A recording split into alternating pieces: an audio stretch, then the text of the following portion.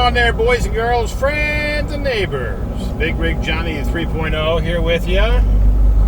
Saturday morning, going northbound here on the 15 and heading out of California, man. Heading out of California. Can't get out of here any faster.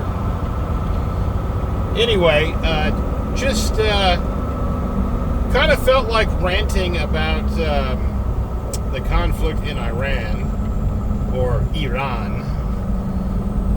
I'm an American, I call it Iran. I'm an American, I call it Iran. It's an Iran. Anyway, so I'm torn when it comes to how I feel about this, because in the beginning, for the first several weeks, I felt like it was the right move. I felt like Trump was doing what he was supposed to do. He was ending a 47-year war, and I still pretty much feel that way. I mean, I got a lot of friends that feel betrayed by him, and I don't know. I don't necessarily feel that way. I feel like, our military might is second to none, and I mean, if you look at what's going on, we've lost somewhere between 13 and 16 people, which is very tragic, and we've lost 16 airplanes, 16 planes. 12 of those are drones, but only one of those were actually shot down by the enemy. The other were friendly fire from other Middle Eastern countries that are supposed to be helping us. One was two air tankers that crashed in mid-flight. But that's out of 8,000 to 9,000 sorties, all right? Which a sortie is a mission, it's a flight. So to lose 16 to 20 planes out of 8,000 or 9,000 times that you're either engaging the enemy or you're up there to refill or do some sort of support, or pretty much anything that the Air Force does. It's pretty impressive. I mean, if it's 8,000 and you lost 20, that's 1/4%. That's pretty amazing. Now, while I'm getting all jingoistic with all that, jingoistic is a big word for being real patriotic, basically. Being real proud of your military. So what jingoistic means, in case anybody didn't know what that meant. But anyway, I'm kind of rambling here because I'm trying to figure out exactly how I feel. I basically feel like this was the right move because it's been kicked down they've been kicking the can down the road for 47 years, and Trump, I don't think he started this war. I think he's trying to end it. He may not be able to end it. It may have been a trap, which is what I hear from a lot of other sources right now. And the reason is because the right is pretty much split right now. You got the ones that are super pissed off and feel betrayed by Trump for getting us into this, and then you have the other side that's totally on board, and Trump can do no wrong.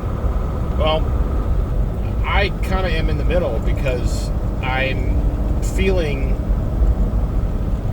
I don't know, I'm feeling like I don't really know.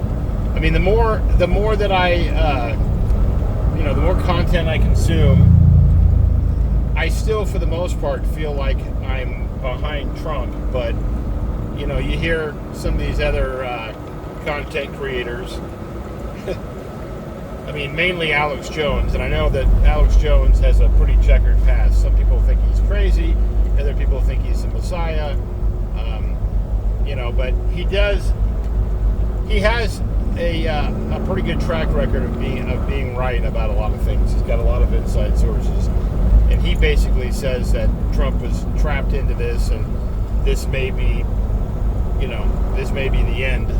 It's going to completely ruin all the successes that he's had over the last year, and it could drag us into World War III, and the global economy is fucked. And I feel that. Fuel's gone up $1.20 to $1.40 a gallon in my area in southern Utah since the war started a month ago. That is a tremendous jump. And I'm a long-haul trucker, so that is going to, fuel prices are going to affect me in some way, shape, or form. Companies get a fuel surcharge from the shipping company, so that's just going to go up to, the surcharge that my company gets, the fuel surcharge is going to go up to compensate for the increase in fuel, but it's still not going to completely fix that.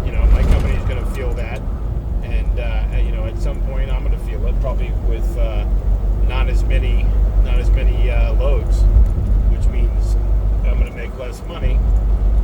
Hopefully not a whole lot less money, but I keep hearing from other sides too that if we get out of this in the next month, that the gas prices will go back down, and everything will kind of correct itself. So anyway, I'm rambling because I don't really know.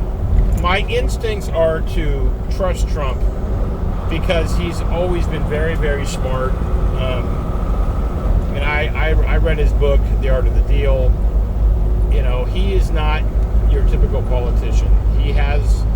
I believe he has our best interests at heart, and I believe he's very smart, and I believe that he does a lot of these things that garner criticism of him from the left and now from part of the right, because it seems like he doesn't know what he's talking about, or he's being childish or whatever. But that's part of his strategy. He does that on purpose to elicit an emotional response from from the people that he is, the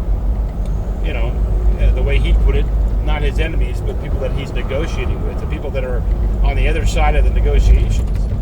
And it's a negotiating tactic, but it, makes him look like he's crazy, or like he is compromised, or it just makes him look a lot of ways. And I don't know what's right.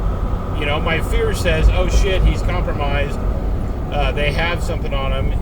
He's being threatened in some way. And then the other side of me says, we felt that way a lot in his first presidency, and now the second presidency. But he usually ends up coming out on top because he's a very smart guy, and I think there's a lot of smart people in his administration that are helping him out. I just think that our war footing right now is so scary to most people because of Iraq and Afghanistan and the people that were prosecuting those wars. I don't think we're Trump. I don't think they were Trump. I don't think they were Hegseth. I don't think they were, the people that are prosecuting this war. And maybe that's foolish for me to put my faith in those people, but I do really feel like they have, they have a handle on it. Even though, gas prices are going up, and Iran is still fighting, even though, we keep hearing that we've devastated them. And we have devastated them, but the problem is that they are Islamic radicals, and their religion, the radical Muslim, tells them that it's a good thing to die in battle. So that's what I'm hearing from a lot of people, is that there are so many of them.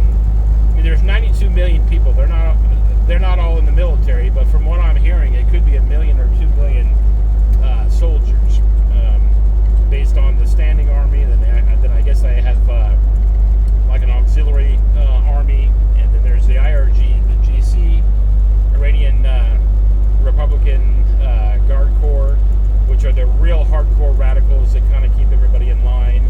But then you actually have the actual regular Iranian army, and then you have this Basij, which are like it's sort of like a